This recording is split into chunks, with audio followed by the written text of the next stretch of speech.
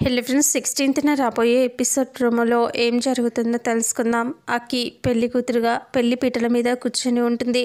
రవి కూడా పెళ్లి కొడుకుగా కూర్చొని ఉంటాడు. మంత్రాలు చదువుతూ ఉంటాడు పూజారి.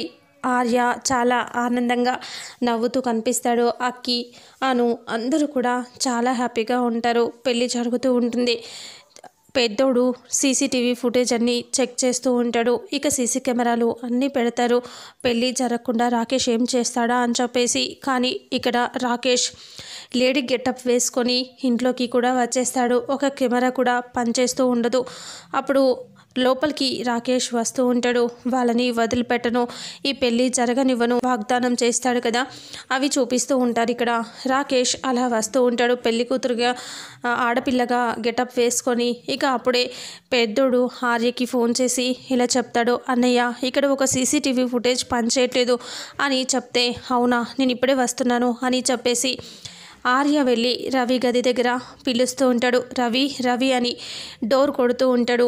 ఇక అప్పుడే ఇటు పక్క నుంచి రాకేష్ వచ్చి ఆ డోర్ దగ్గరికి వచ్చి చూస్తూ ఉంటాడు. ఇక అక్కి మెల్లో రవి తాళి కడతాడా లేదా ప్లాన్ చేసి రాకేషే తాళి కడతాడా, అసలు ఏం జరుగుతుంది, ఈ పెళ్ళిలో ఏం జరగబోతుంది అనేది రాబోయే నెక్స్ట్ ఫుల్ ఎపిసోడ్లో తెలుసుకుందాం. వీడియోని చూసిన ప్రతి ఒక్కరూ వీడియోని లైక్ చేయండి, షేర్ చేయండి, కామెంట్ చేయండి. అలాగే మన ఛానల్లో మరిన్ని అప్డేట్స్ కోసం ఛానల్ని సబ్స్క్రైబ్ చేసుకోండి. Thank you so much.